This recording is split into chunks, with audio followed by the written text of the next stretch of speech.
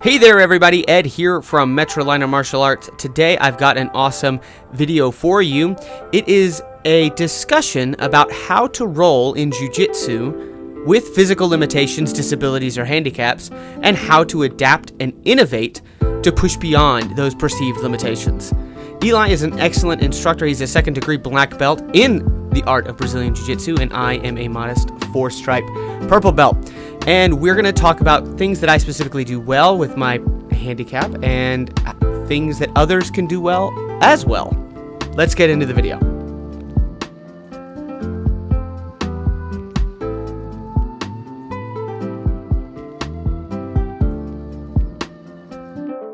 Okay, so what did you notice with my grips and whatnot? Did you notice anything different or that other people do? Yeah, I can tell your reliance, like which hand is complementary, Yeah. and which hand is primary. Right. So that's going to be difficult because I know what I got to watch out for. That's why the loop choke is so effective though. Yeah. It's like you throw the loop choke on really fast, and that's good because you have the ability on this one to be able to get inside there and create a really well-established grip. And this one actually loops easier than if you had like more fingers. Yeah. You know, so like that makes it really a powerful attack for you. And then I've noticed too, because like a lot of times the loop choke, you get people that try a loop choke and they don't combo it. Yeah. They don't set it up well, and they don't exit out intelligently. But what you did is you found a good way to couple it, like with a scissor sweep. Yes. And I think that's a great way to attack, like strategically from the guard. A lot of the time, especially like open or closed guard, is to be able to go submission, sweep, or vice versa. Right. Because one, I've got to worry about my base. On the other, I've got to worry about this kind of movement more. Yes. So while I'm doing this, I can't be as stable. Right. You know, so I think that's why it's such a good idea to be able to attack that way. And that's what you're doing effectively with the loop choke. More than anything, I think like pant grips give you more difficulty than jacket grips because inherently they're just harder anyway. Yeah. Because you're grabbing flat material versus more handles on the upper body that are a little bit more accessible a lot of the time. Yeah. Collar grips obviously are the easiest to be strong with. Sure. Not necessarily easiest to get, but easiest to be strong with. Yeah. So your sleeve grips felt pretty good. As far as like defensive stuff, I think there's places where you're being fairly active in your defense. So I mean that's good, but I think there's places where your defense on a lot of times are like I attack, you defend backwards moving, you know? Oh, okay. So there's some places where you could be more offensive on the defense. Does that make sense? Yeah. So like you could be more like, because sometimes there's times to defend by directly opposing, right, or shutting down, but then there's times you defend where you can circumvent and maybe even sometimes turn that into like an upgrade for yourself. Yeah. So side control is one of the biggest ones of it. It's like I can either defend, replace guard, or I can defend, try to uphill escape. Yes. If I can't uphill escape, then I can replace guard. Right. And that's the analogy I always use for that. Okay. But those are some of the things I noticed. I have to think about some of the other ones. So some of the things that I know as I'm going, if I can like just demo is pant grips for sure. Like I'll get here. Right. I actually from Heath Pettigo, he talked about here when I went and did that camp. Yeah. And I just never am able to get that outside grip. I'm always here because it's just like I don't practice the aim enough. Right. And then like that's what happens. Yeah. Because I just don't have enough surface area to do that. Yeah. And I'm absolutely terrified to put fingers inside of things. Yeah, well that's illegal anyway. So but yeah, that's fair. So yeah, I always think about when establishing grips, like the little, I use the analogy of the little sticky hand smacker out of the gumball machine that you flip and you pick up a piece of paper. That's what I think about. Because if I'm gonna go get grips, if I'm gonna grab like that, there's a good chance I'm gonna miss. But if I smack and grab. And then grab, Which is kind of what you were kind of felt like that too a little bit. Yeah. But I think for you, I don't know, right? You have to play with this some. Sure. But like if I'm trying to get my grip, like you were talking about, I'm thinking rather than just smack and grab like this, where I could do that, hook. I was about to say maybe hook. And slip into the grab. That might be way better for me. Once you hook inside or outside, like here, because I can just keep that monitored, and I can have a half a second to fool with it. Then I can get my grip maybe. And there's going to be plenty of times too that grip is not going to enhance a lot. No. You know, I mean, because there's so much that just from right here. Because why do I get that? Yeah. Because I'm going to do a leg drag, probably. I'm either going to leg drag or I'm going to Toriando. Right. If I'm going to Toriando and I'm not confident in my grips on the legs, I'm going to go ahead and just go to the hip.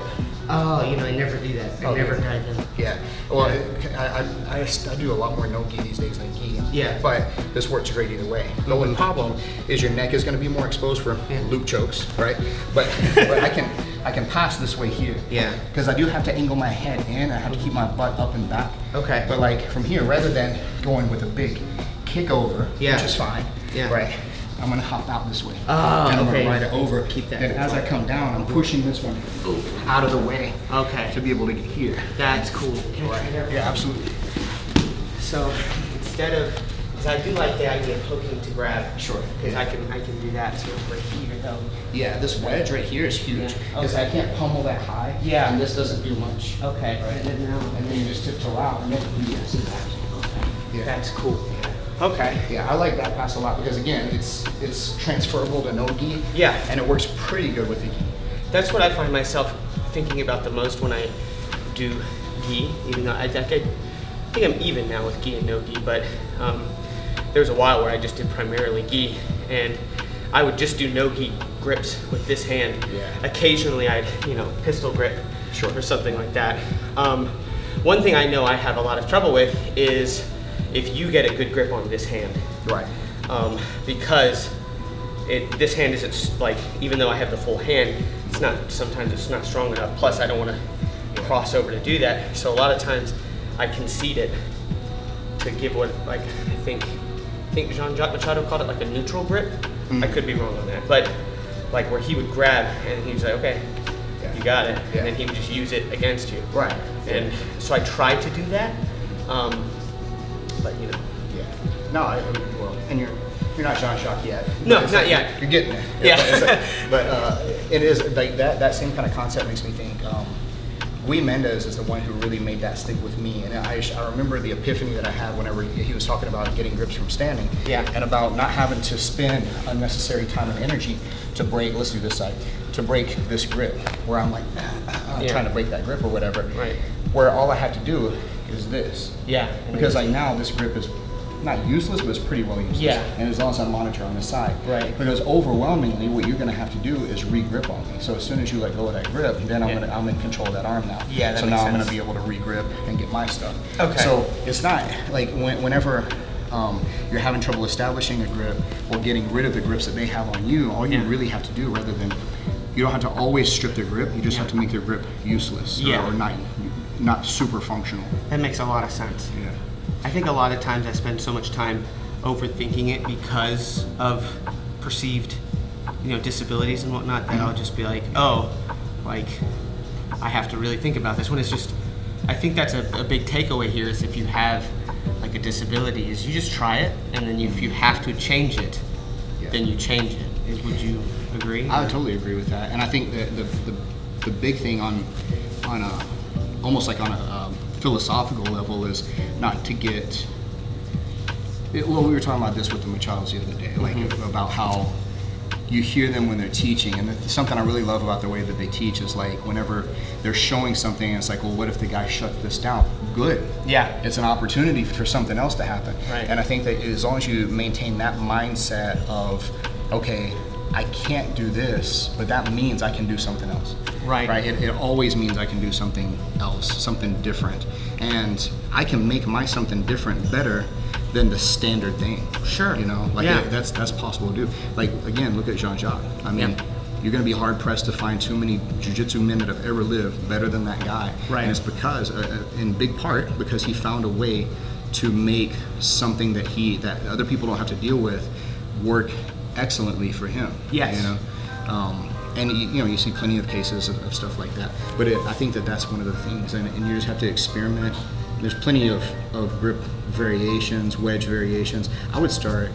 I mean, I would if it were me. I feel like with where my jiu-jitsu brain is at right now, dealing with that hand particularly, like with the lack of ability to grip with that one, then I would really be looking at how I can create wedges and how I can create frames more than anything. Because frames can be used offensively. People think frame, they think defense a lot of the time. Yeah. But frames are like that Toriando we were doing, that Toriando variation, all that is a frame. I'm just locking in on the hip for the fulcrum, I've got the frame wedged in, and then this hand is a little more active with my body movement and being able to create that pass. So, you know, that I think that's you know, to me, something that really stands out is something where you can work it to your benefit. So as a coach, because you've been doing jiu-jitsu for over 30 years, and how long have you been a coach? I've been teaching for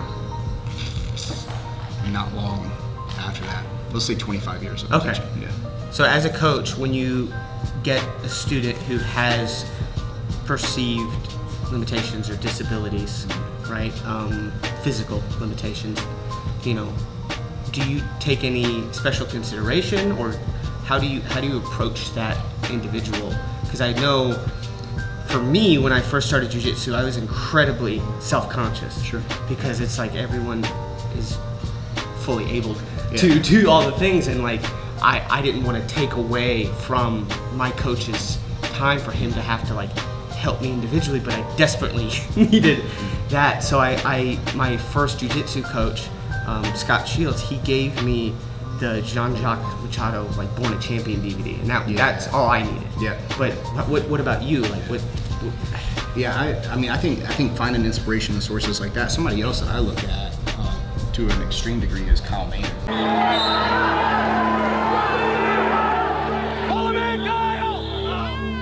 I had to wrestle the challenges, you know, that I faced before I ever stepped out there. Dude, if you don't know who Kyle Maynard is, look up. I don't. Yeah, man. This dude is he's a friggin' superhero. He's a quadruple amputee. Yeah. I think it was congenital. I'm not sure, but he's been like that most all his life. Okay. High-level collegiate wrestler. He even has an MMA fight out there somewhere, which was out there. It was a great idea. But he's probably a brown belt by now. Last I saw, he's a purple belt in jiu-jitsu. Like it's crazy. And like I actually changed the way I do a couple of chokes watching him, because he's from here down. So, right. But he's able to do head and arm chokes. He's able to hit like different stuff. He can hit arm bars. Dude, that's a big source of inspiration. So getting back to the original thing that you said, though, I think that's a big thing is to, you know, find that good line as a coach to be between inspirational and realistic. Yeah. You know, because it's like, you're not, like, let's get this straight. I'm not going to be able to show you this exactly the way I do it. Yeah. I'm not going to be able to have you do this exactly the way I do it, because, but when it really, at the end of the day, though, is that it's not a way different than if I have a 70-year-old student, you know, or if I have, you know, somebody that's 110 pounds whenever I'm 185 pounds. Yeah. It's like the most beautiful thing about jiu-jitsu is that it's modifiable, right? And that's what the big thing I used to say, you know, for a long time is like, what I think that Elio Gracie did, if he has the most significant thing I think that he did with jiu-jitsu, in my opinion, wasn't that he modified traditional judo or Japanese jiu-jitsu. It was that he made it modifiable. Right? Okay. And those are two big things. It's like if he just modified it, he would just change it to how he could do it, and you know, whoever could do it like that, then it's going to help them or whatever. But making it modifiable and recognizing the modifiability of it is truly the most like wonderful thing about it, because everybody can do it. We just had a class with, you know, an older gentleman in here, you know, guys like our age, and then you know, Will, who's like crazy strong, crazy powerful, and you know, it's not only people who are 5'10", 175 pounds, athletic, whatever. Those people are going to be good at anything. Sure. You know, you take a college lacrosse player, you put him in any sport, he's probably going to do great with little coaching, you know. He's going to excel. But that's not really what this is about. You know, at the end of the day, this is not just a sport. This is a martial art. Right. So, you know, your level of proficiency is contingent on that, and it's not. Same thing I was telling Bruce a while ago. It's like you're always going to like be in a negative mindset when you compare yourself to, am I doing this as good as this person? Am I doing it like this person? Am I doing it like that person? No. Could you kick your ass 2 years ago? Yeah. Right? Could you go back in time to that person with what you got now and kick that guy's ass? And overwhelmingly, that should remain true across the board for a while. Right. Until you get so old and feeble that, probably not, just out of sheer athleticism. Sure. But then it's, whatever. So, there are those kind of things. But more than anything, I think a good coach, a good teacher, those are not the same thing, but whatever, should view that as a challenge if they're worth anything. Because they're going to learn, and their knowledge of technique and their knowledge of teaching and coaching should be enhanced by somebody that is a unique challenge to them. That's how I've always viewed it personally, and I'm not saying that's a testament to me as a coach or a teacher or anything. I'm just saying that that's my viewpoint of it, because I get excited about it. Like when I have somebody, I had a student in a wheelchair for a long time, and I get somebody who has partial paralysis over here. I get somebody with this or that, whatever, and it's like, well, what is it that they still can do? Because whatever it is that they can do, they're going to excel at that thing in a way that is probably never, that I've never really thought about before. Think about Gordo, Gordo, who was Roberto Correa, I think. I'm not sure his name, but Gordo is one of the guys who's really the godfather of the offensive half guard game. And the story goes that he had injured himself, and he was a heavyweight, I believe, but he injured himself leading up to a big competition. Wasn't able to do that, and so he all he could really play, he couldn't close his guard because of an injury, and he started playing bottom half and really turning it into like this offensive weapon. And like, so there's a lot that we can credit to today, everything from deep half to knee shield to lockdown, probably to some extent. So a lot of these half guard systems probably go to that guy, and it was off a disability. And so that basically ties, like, if you have a disability and you keep at it, you basically become an innovator by default. Because you have to innovate in order to make it work in some regard. Which leads me back to what like Jean-Jacques told me, because I got to do the Machado Brothers camp, and it was super awesome. But anytime I get to chat with Jean-Jacques, I'm always just like, so I told him, like, you're an inspiration for me. And he's like, no, you are an inspiration for me. That's awesome. And I was like, oh, no. And then he was like, he was like, this is almost made me cry. I'm almost gonna cry now. Don't judge me, internet. No, but he said, we just do us. We just do what we do. And that's because we have to. I'm paraphrasing. But because we just have to do what we do, we become inspirations to everyone else. Because we keep trucking along and we just do what I do, and everyone looks at us like, not poor us, but they just keep like, I can do it. And so I think that's the big takeaway from it is. That's huge. That's absolutely huge. So, well, awesome. Thank you so much. I really appreciate it. Make sure to subscribe to Night Jiu-Jitsu, because if you haven't done that, I don't understand how you're on the internet. Now, where can they find out more about you? Besides the YouTube? YouTube's a big one, but Instagram, any social media thing where you type in Night Jiu-Jitsu. There you go. I try to be on Facebook as little as possible, and Twitter less than that. But other than that, Instagram, YouTube, I got Patreon out there. I've got instructionals on BJJ Fanatics, all that stuff. So Eli Knight or Night Jiu-Jitsu. Appreciate it. Sweet, absolutely, no problem. Thank you so much. We'll see you in the next one.